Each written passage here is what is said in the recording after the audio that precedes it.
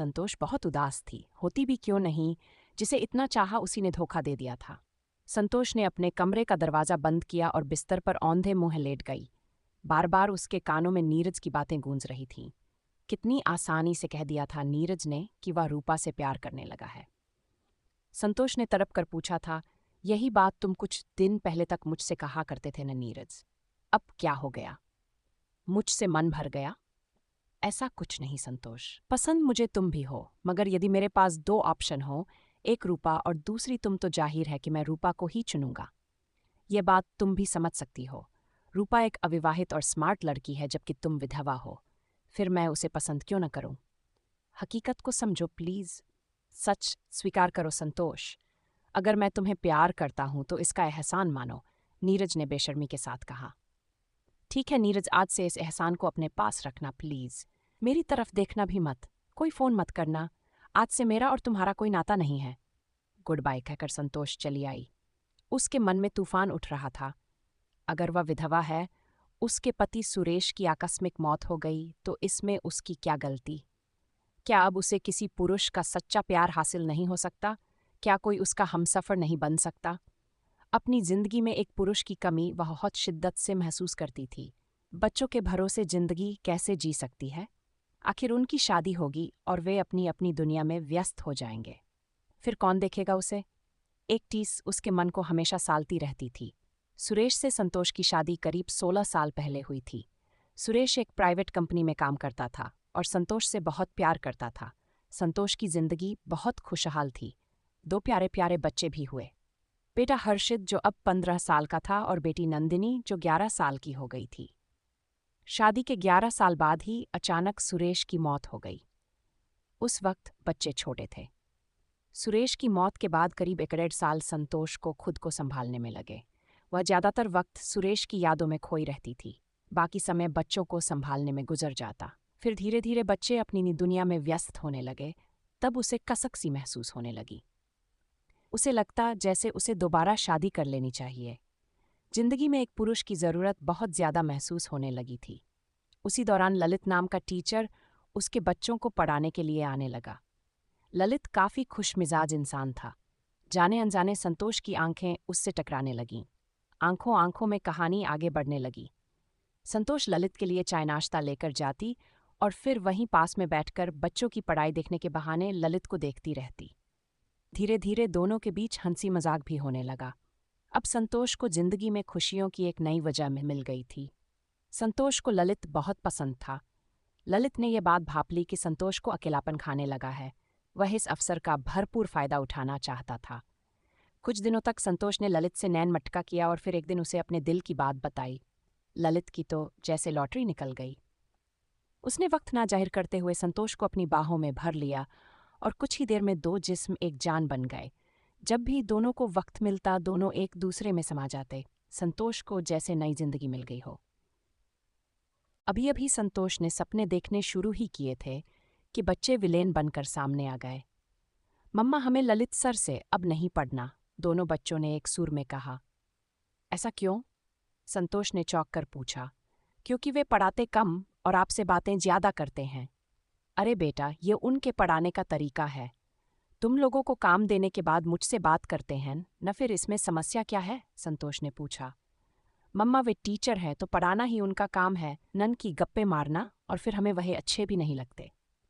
पर मुझे तो अच्छे लगते हैं। अच्छा एक बात बताओ, अगर ललित सर तुम्हारे पापा बन जाए तो क्या वे तुम्हें अच्छे लगने लगेंगे? संतोष ने घुमाकर बड़ी सावधानी से अपने मन की बात कही और बच्चों का दिल टटोलना चाहा।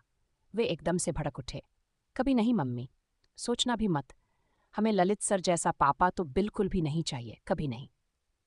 पर ऐसा क्यों? क्या कमी है उनमें? इतने खुशमिजाज हैं, हमेशा हंसाते रहते हैं। तुम लोगों को पढ़ा भी दिया करेंगे, पैसे भी नहीं देने पड़ेंगे, संतोष ने समझाना चाहा। क्या मम्मा, आप हमें बच्चे समझते हो? अब हम ना समझ नहीं हैं, सब समझ में आता है मम्मा। आप हमें बहलाने की कोशिश न करो। हमें ललित सर बिल्कुल भी पसंद नहीं है। आप उनके प्यार में हो तो आपको कोई कमी नहीं लग रही।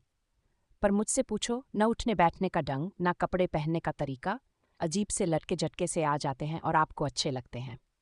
दोस्तों के बीच हमारी नाक कट जाएगी मम्मी। लोग हमारा कितना मजाक उड़ाएंगे कि टीचर ही पापा बन गया। नहीं मम्मी, तुम सोचना भी मत। कभी नहीं, वरना हम बात नहीं करेंगे आपसे। आपको पता नहीं, स्कूल में बच्चे झक्की सर कहकर उनका मजाक उड़ाते हैं, हर्षित ने आवेश में कहा। बेटे की बात सुनकर संतोष कुछ कह न सकी। उसे सच में पता नहीं था कि उसके बच्चे इतने बड़े हो गए हैं। इस घटना के बाद उसने ललित से दूरियां बनानी शुरू कर दी और उसके बारे में सोचना छोड़ दिया। ललित के अलावा संतोष की जिंदगी में निमिष भी आया था।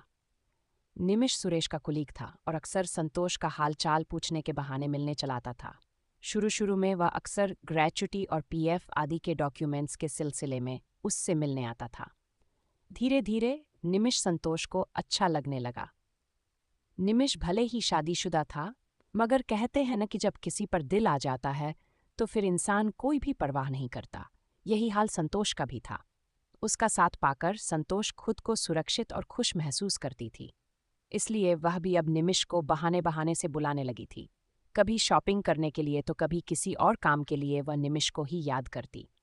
सास भी कुछ कहती नहीं थी, क्योंकि संतोष का दुख बहुत ज्यादा था और निमिष की संगत से ये दुख कुछ कम होने लगा था। उस वक्त बच्चे भी छोटे थे। धीरे धीरे दोनों के बीच का आकर्षण बढ़ने लगा। अब वे काम के अलावा भी सिर्फ मिलने के लिए बाहर जाने लगे। अक्सर छिप छिप कर भी मिलने लगे। एक समय ऐसा भी आया जब निमिष अपनी बीवी को तलाक देकर संतोष से शादी करने को तैयार था। संतोष ने दबी जबान से सास को इन्फॉर्म किया कि वह निमिष से शादी कर उसे अपना हमसफर बनाना चाहती है। सास एकदम से बिगड़ गई और बोली, नहीं बहू, उसकी जाति अलग है। कहाँ वह बड़ी और कहाँ हम राजपूत। ये बात सोचना भी मत कि कभी मैं तेरी शादी उससे करवाने की सोच सकती हूँ।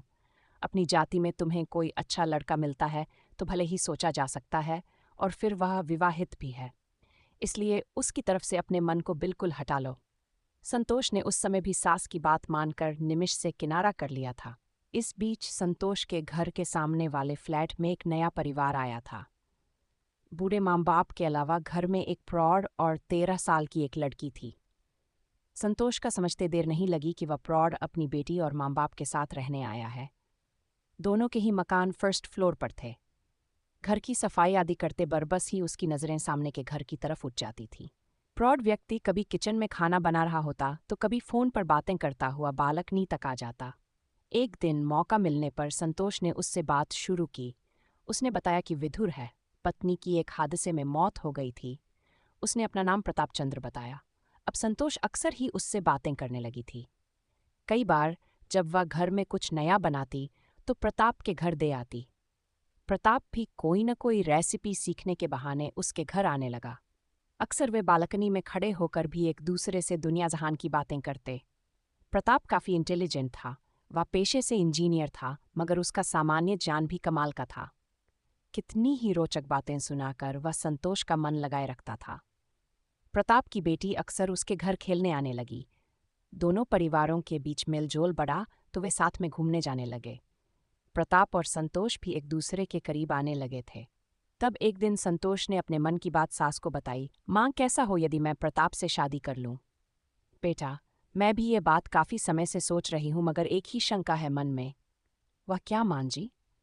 देख बेटा, शादी ब्याह के मामले में कुंडलियाँ देखनी ज़रूरी होती हैं, खासकर तब जबकि उसकी बीवी की हादसे में मौत हुई। मैं एक बार उसकी कुंडली देखकर दिल की तसल्ली करना चाहती हूँ, सास ने कहा। ठीक है माँ जी। अगले ही दिन वह प्रताप की कुंडली ले आई। सास ने अपने पंडित को कुंडली दिखाई और फिर रिश्ते के लिए साफ मना करती हुई बोली, बहू, पंडित जी बता रहे थे कि प्रताप की कुंडली में बहुत गहरा दोष है। उसे पत्नी सुख नहीं लिखा है। बेटा, मैं नहीं चाहती कि उससे शादी कर उसकी पत्नी की तरह कहीं तू भी। नहीं नहीं बहू, फिर इन बच्चों का क्या होगा? पर माँ, आज के समय में ये सब बातें कौन मानता है? मैं मानती हूँ। तू इस शादी की सोचना भी मत। सास ने एक बार फिर अपना फैसला सुना दिया। सास के दबाव डालने पर संतोष ने प्रताप से शादी का विचार त्याग दिया। प्रताप को संतोष के इस फैसले से बहुत धक्का लगा।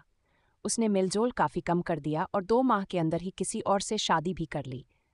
वह चैन से अपनी जिंदगी गुजारने लगा और इधर संतोष एक बार फिर अकेली रह गई। इस बात को कई साल हो गए। संतोष के दिल में एक पुरुष के साथ की जो चाह थी वह दम तोड़ चुकी थी। रही सही कसर आज नीरज ने पूरी कर दी थी। नीरज उसकी फ्रेंड का कजिन था। फ्रेंड ने ही उसे नीरज से मिलवाया था। नीरज की पत्नी शादी के 6 महीने बाद ही किसी और के साथ भाग गई थी और वह अकेला रह गया था। उसे भी पार्टनर की तलाश थी, इसलिए संतोष के साथ उसकी ट्यूनिंग अच्छी बैठने लगी थी। वह नीरज के साथ 1-2 बार फिल्म देखने भी जा चुकी थी। दोनों घंटों प्यार की बातें करते। इस बार संतोष ने तय किया था कि वह सीधा शादी करके घर वालों को बताएगी, पर इसकी नौबत ही नहीं आ सकी।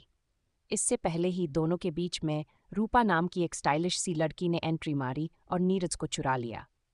नीरज ने साफ साफ शब्दों में कह दिया था कि वह रूपा को चुनेगा, उसे नहीं, क्योंकि वह एक विधवा है, जबकि रूपा खूबसूरत अविवाहित लड़की है। अचानक संतोष फूट फूट कर रोने लगी। बहुत देर तक रोती रही।